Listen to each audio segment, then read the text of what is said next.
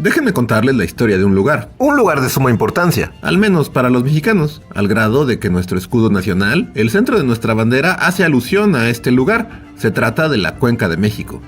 Y es que si no son mexicanos, tal vez no saben que fue en este lugar que un día a un águila se le ocurrió comerse una serpiente encima de un nopal, cuando casualmente una tribu llamada los mexicas iba pasando y se topó con ella. Y casualmente también, esa era la señal que les habían dado los dioses para sentarse y fundar su ciudad, de acuerdo con la leyenda. Pero lo importante aquí no es el águila y la serpiente, sino el montón de agua sobre el que se encontraban. Cuando llegó Hernán Cortés, esta era la Ciudad de México. ¿Cómo? ¿Estamos viendo la Ciudad de México? Pero si está lleno de agua. Entonces, ¿toda esa agua se secó? ¿Y ahí se construyó la Ciudad de México? Mira, al fondo, ahí en las montañas, ¿reconoces el Popocatépetl y el Iztaccíhuatl? Es la Ciudad de México hace 500 años. A eso se refiere mi abuelita. La Ciudad de México era, en gran parte de su superficie, mucha agua. Era un gran lago.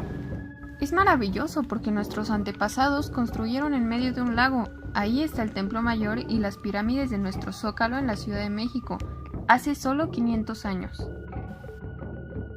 Y es que la Cuenca de México era una cuenca endorreica, es decir, que no tenía salidas hacia el mar y toda la lluvia que se precipitaba generaba escurrimientos, lo que creaba no uno, no dos, sino 5 grandes lagos.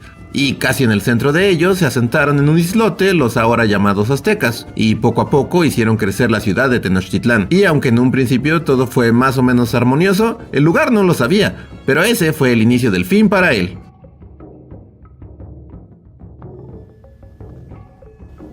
Miren bien, el Templo Mayor y las pirámides que todavía están en el Zócalo de la Ciudad de México antes de construir nuestra catedral.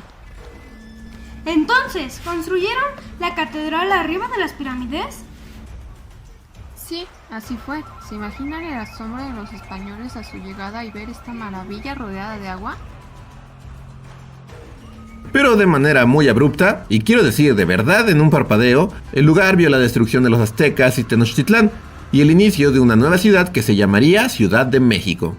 Con el pasar de los años, la ciudad comenzó a crecer exponencialmente y los primeros gobiernos postrevolucionarios tuvieron que ver de dónde traían el agua para la población. Se optó por traerla del río Lerma en un inicio, pues era un río que provenía de una cuenca muy abundante y rica en recursos, en los valles de Toluca y algunos de Michoacán. El acueducto se inauguró a mediados del siglo XX. Esto también en gran medida porque por esos años, voces científicas como la del ingeniero y rector de la Universidad Nacional Autónoma de México, Nabor Carrillo Flores, dejaron muy en claro que era necesario dejar de sacar agua de los mantos acuíferos, porque la ciudad se estaba hundiendo. Así que para 1951 se inaugura el Cárcamo de Dolores, también en Chapultepec, al que Diego Rivera le hace un mural muy padre, y uno creería que ese fue el fin de la historia para aquel lugar.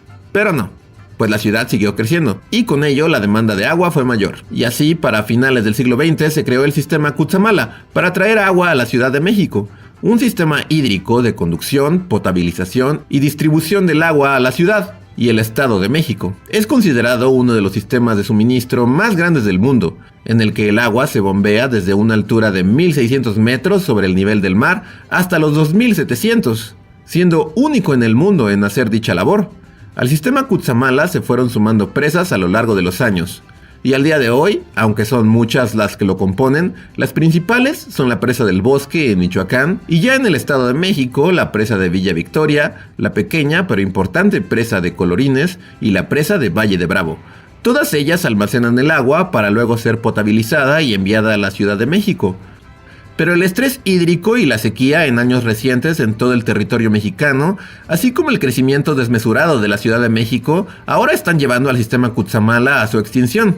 Las presas agonizan a menos de la mitad de su capacidad, y mientras los expertos afirman que se acerca la hora cero, en la que se acabará el agua en la ciudad de este mismo año, el problema simplemente está siendo ignorado por quienes deberían de atenderlo. Y esa es la historia de aquel lugar, que pasó de tener 5 grandes lagos a estar a punto de morir de sed. Las ciudades nacen con el agua. La de México nació sobre ella. Sus cimientos son un gran lago. Sus avenidas primero fueron canales y ríos. Las montañas que gobiernan el valle siguen recargando agua al subsuelo, pero son pocos los ríos que sobreviven el divorcio de esta ciudad con el agua. En esta pugna con el territorio, vivimos una crisis de agua que marca el inicio de la emergencia climática.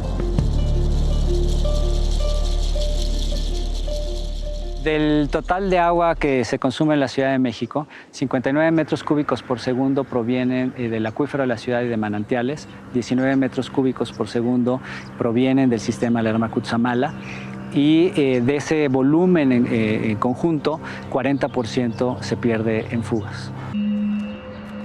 Pues en Iztapalapa la verdad es que ya no hay agua. O sea, ya no conocemos el agua como es en otros lados, ¿no? Que abres la llave y ya tienes todo. No, ya es con pipas nada más. Pero algo pasó en 2017 también con los dos sismos tan fuertes que hubo, ¿no? Y agravó la situación. ¿Qué pasó? No, pues en el 2017 fue un caos. De por sí no había agua, ¿no? Acordémonos de eso. Y luego se rompen las tuberías, entonces la poquita que había desapareció. Pasaban las pipas, las atoraban a mano armada. La situación se empezó a poner muy violenta. De verdad era una guerra. Teníamos la seguridad alimentaria, teníamos árboles frutales, teníamos sembradíos de alfalfa, haba, maíz, frijol. A raíz de que esta empresa que se instaló, poco a poco el nivel del agua fue escaseándose. El saqueo era de 1.647.000 litros diarios. Nuestros pozos artesanales se quedaron sin agua. Podemos vivir sin dinero, pero sin agua no. Acá en esta colonia, los límites de Tláhuac, Iztapalapa y Xochimilco, pues es como ya lo último que llega del agua, del Cutzamala. Está muy sucia y desde hace muchos años, cuando iniciamos como organización, no teníamos agua. Y lo que nosotros hicimos fue pensar en un proyecto a largo plazo que nos posibilitara en un futuro contar con el agua y no depender del agua de la red primaria, ¿no? Entonces, de inicio, lo que pudimos hacer fueron 3 pozos de absorción que tienen una profundidad aproximadamente de 98 metros, con el objetivo de que el agua de lluvia pudiéramos regresarla al subsuelo. Empezamos también a construir una planta potabilizadora de agua y de tener el tanque elevado, que es captación de lluvia. Todo eso permite que la comunidad tenga agua durante 8 días, aunque en la red principal no haya. Entre las 596 familias que viven en esta comunidad, logramos hacer eso. Y la fuerza de la unidad es la que nos permite construir la vida que queremos. ¿Se acerca el día cero? ¿El momento en que la ciudad ya no tendrá más agua? Y es que necesitamos agua para todo, para el aseo de nuestros cuerpos y de nuestras cosas, para regar los cultivos de nuestros alimentos, para generar energía y para un sinfín de procesos industriales. Y sobre todo, para beber, porque más de la mitad de nuestro cuerpo es agua. ¿Qué está pasando con el agua y qué podemos hacer para salvarnos? ¿Cómo superar la crisis mundial del agua? Pero si el 70% del planeta es agua, ¿cómo puede ser que sea escasa? Bueno, para empezar, es el 70% de la superficie del planeta lo que está cubierto de agua. Si juntáramos toda el agua del mundo en una esfera, su diámetro sería más o menos igual a la distancia que hay entre la Ciudad de México y Tegucigalpa. Pero casi toda es salada. El agua dulce sería solo esta otra esferita de apenas 273 kilómetros de diámetro, la distancia entre la Ciudad de México y Guanajuato. Sí, son como 10 billones y medio de litros, pero todos los 8,000 millones de personas del mundo, además de muchísimas plantas y animales, dependemos de esa esferita. Ah, pero espérate, porque la mayor parte de esa agua es subterránea y no es fácil de obtener. La que se puede obtener de ríos y lagos sería esta otra gotita que cabría fácilmente en la carretera México-Cuernavaca. ¿De dónde proviene esa agua? toda ella viene de las nubes en forma de lluvia o nieve y la encontramos en dos tipos de reservas: agua superficial, como la que hay en ríos, lagos y presas, o también congelada, como la de los glaciares, y agua subterránea, concentrada en los acuíferos. El agua es tan indispensable que los primeros seres humanos solían vivir muy cerca de veneros, ríos y lagos, y de hecho muchas de las ciudades actuales más grandes fueron fundadas en las riberas de ríos, junto a lagos o en medio de ellos. ¿Tu ciudad tiene un río atravesándola o un lago cercano? Pero conforme la población fue extendiéndose, las reservas de agua eran cada vez más inaccesibles. Los famosos acueductos romanos, así como los zapotecas o los purépechas, estaban diseñados para traer agua desde lejos, y los antiquísimos pozos artesianos para extraer el agua subterránea. Pero, ¿y la crisis actual? ¿Cuáles son sus causas? Hay tres grandes culpables. La primera causa es simplemente que consumimos más agua. Con la revolución industrial, la población aumentó y con ella sus necesidades y la complejidad para hacer accesible el agua a todos. Y en los últimos 100 años, el consumo de agua ha aumentado dramáticamente. Pero la cuestión es que no solo somos más que antes, sino que consumimos de manera diferente. ¿En qué nos gastamos el agua? En América Latina, de cada 10 litros de agua dulce, se usan 7 en actividades agropecuarias, 1 en actividades industriales y 2 en usos municipales y domésticos. Pero la tendencia es a industrializarnos más, y países como Estados Unidos y Canadá dedican 5 de cada 10 litros al campo, casi 4 a la industria y apenas poco más de 1 a servicios urbanos. En países como Colombia, el consumo promedio de agua por habitante es de unos 600 metros cúbicos cada año, mientras que en Estados Unidos se gasta más del doble. Si todos los países imitáramos los modos de consumir de los países ricos, nos quedaríamos sin agua mucho más pronto. Y es que incluso centrándonos en los gastos agropecuarios del agua, no todos los alimentos son igual de costosos. Producir 1 kilo de carne requiere de unos 15,000 litros de agua, mientras que 1 kilo de arroz se lleva unos 2,500. 1 kilo de jitomate,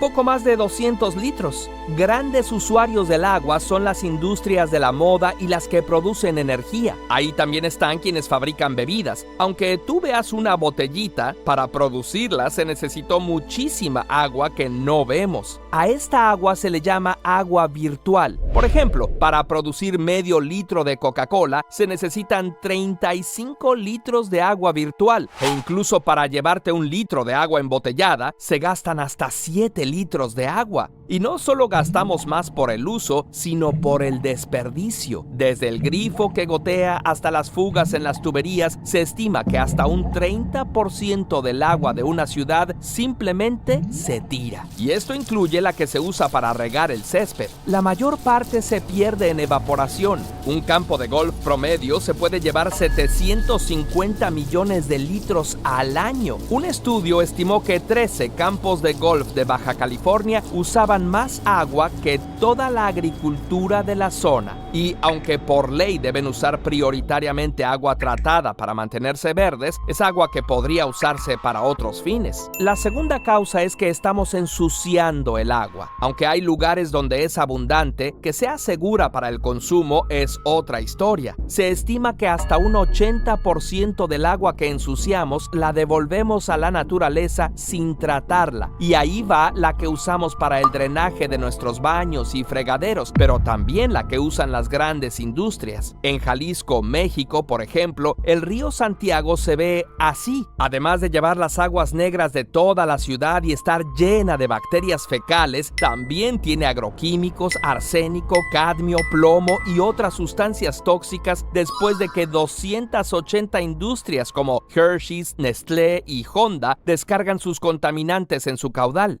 La tercera causa es nuestro viejo enemigo, el cambio climático. El aumento de las temperaturas, oh sorpresa, incrementa el índice de evaporación de las aguas superficiales, haciendo que las reservas duren menos. También los cambios en los patrones de las lluvias hacen que haya sequías más severas en algunos lugares y tormentas catastróficas en otros. Y el agua que provoca desastres no se puede aprovechar, más bien contribuye a la erosión. Los bosques juegan un papel muy importante en el ciclo del agua porque, además de que gracias a la evapotranspiración son como la cuna de las nubes, en sus suelos se forman los ríos y se recargan los acuíferos subterráneos. Por ejemplo, el bosque La Primavera en las cercanías de Guadalajara, México, es una reserva natural que actúa como una fuente esencial de agua para la región. Pero si se continúa deforestando y construyendo, se impide la infiltración de agua y se ponen en riesgo los servicios ambientales que nos da.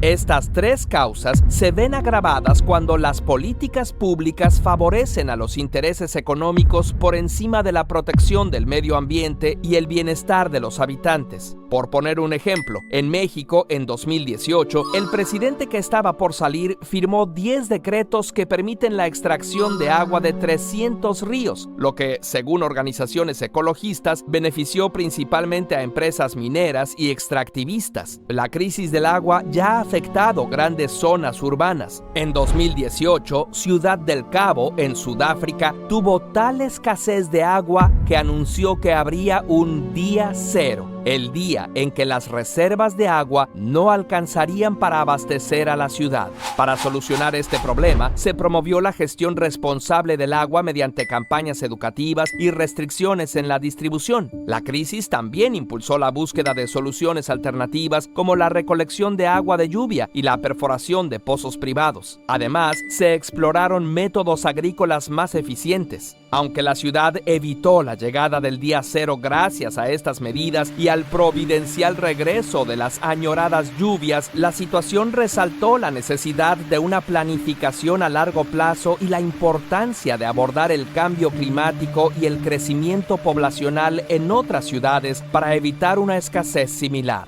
La Ciudad de México enfrenta una crisis similar. Aunque oficialmente no se ha anunciado un día cero, es cierto que el sistema Cutzamala, la red de presas, plantas de tratamiento y tanques de almacenamiento que provee a la ciudad, en enero de 2024 estaba a solo una tercera parte de su capacidad, lo que pone en riesgo a una cuarta parte de la población de la ciudad, quienes ya están pasando por el racionamiento de agua. Se ha dicho que el día cero podría llegar hasta el año 2050 o tan pronto como en junio de 2024, y este escenario está latente en muchos lugares del mundo. Sea como sea, no hay tiempo que perder. ¿Qué podemos hacer para solucionarlo? A nivel individual y familiar, podemos contribuir con las siguientes acciones. 1. Cuidar el agua, reparar fugas, cerrar los grifos mientras no se usan y limitar el tiempo de las duchas y no gastar agua en tareas innecesarias.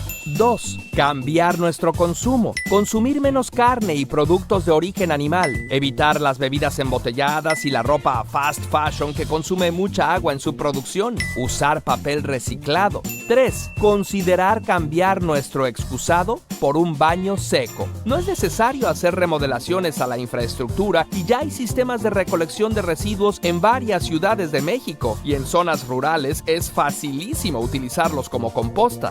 4. Instalar sistemas de captación de agua en nuestras casas. Algunas ciudades incluso ofrecen apoyos si no tienes recursos para costearlos. Aunque este tipo de medidas pueden ayudar bastante, se quedan cortas si no hay políticas públicas que las acompañen. Debemos insistir en que quienes toman decisiones que afectan a todos, como funcionarios públicos o empresarios, le dediquen tiempo y recursos a implementar medidas como estas. 1. Que inviertan en la investigación y desarrollo de tecnologías que mejoren la eficiencia en el uso del agua en la agricultura, la industria y los hogares. 2. Que restauren y protejan las cuencas hidrográficas y los ecosistemas acuáticos y bosques que contribuyen a la recarga de acuíferos y a la regulación del flujo del agua. Eso incluye evitar el acaparamiento y la contaminación del agua por grandes empresas. 3. Que se invierta en mantenimiento y reparación de los sistemas para evitar fugas y pérdidas por evaporación. conservación. Expertos estiman que con tan solo invertir un 0.06% del PIB lograríamos espectaculares avances. Seguramente podemos dedicarle ese porcentaje a un asunto tan fundamental como nuestra propia supervivencia. Algunos entes han propuesto que el agua debería dejar de ser un derecho y convertirse en una mercancía para dejar que su precio suba según lo dicte el mercado y así costear su obtención y saneamiento. El problema es que el agua no es como cualquier producto que, si se vuelve más caro, podemos dejar de consumirlo y cambiarlo por otro. En todo caso, se podrían aplicar tarifas diferenciadas, que pague más quien más gaste y mayores beneficios económicos obtenga. Finalmente, algo que tanto las autoridades como cada uno de nosotros podemos hacer es colaborar en la educación y sensibilización sobre lo importante que es el agua en nuestras vidas y cómo podemos contribuir en su buen uso y conservación, y que el día cero nunca nos alcance. ¿Sabías que los tinacos de asbesto están actualmente prohibidos? ¿Qué es el asbesto? Es el material con el que se hacían antes los tinacos y tuberías de la red principal que nos abastecen de agua a toda la población.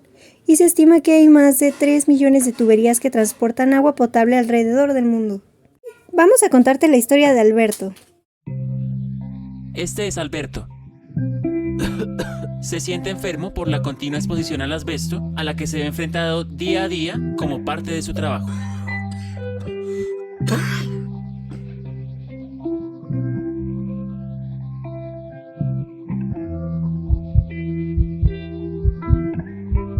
Asbesto es el nombre dado a un grupo de minerales metamórficos que, debido a su maleabilidad y resistencia, son usados frecuentemente como material para construcción.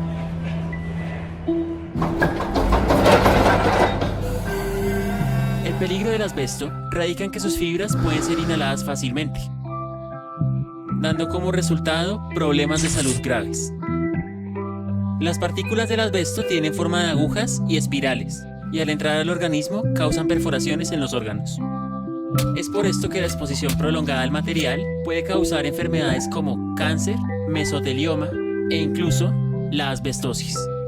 Estas enfermedades son difíciles de diagnosticar y no tienen cura. ¿Cómo nos afecta la contaminación del agua? Para empezar, afecta nuestro bienestar. La Organización Mundial de la Salud estima que el 80% de las enfermedades tienen su origen en el agua contaminada. ¿Cómo llega hasta nosotros esa contaminación? Las toxinas, parásitos y otros elementos peligrosos viajan por los ríos hasta las aguas con las que los cultivos se riegan, impregnando así la comida con estos materiales peligrosos. Si el 80% de las enfermedades se originan en aguas contaminadas, es importante preguntarse de dónde viene esa contaminación. El 80% proviene de hogares, al tirar la basura de las familias, tirar colchones o muebles o demás objetos, lavar la ropa con jabón en el río o fuente de agua más cercana. Las toxinas y demás elementos peligrosos viajarán hasta los océanos, donde pueden devastar la población de fitoplancton. El fitoplancton produce el 80% del oxígeno de la Tierra y desde 1950, gracias a la contaminación de las aguas, su población se ha reducido en un 40%. De esta forma, entre más basura se tire en las aguas, más enfermedades habrá, menos fitoplancton tendremos, los niveles de CO2 aumentarán y el calentamiento global incrementará. De esta forma, toda la vida en la Tierra se ve amenazada.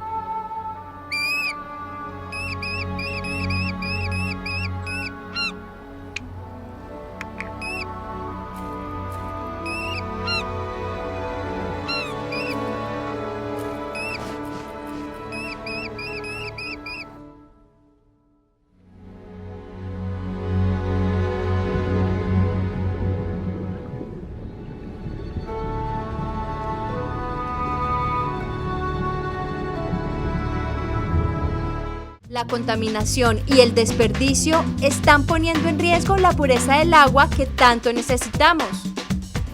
¿Qué podemos hacer al respecto? Ahí es donde entra en juego nuestro papel como guardianes del agua.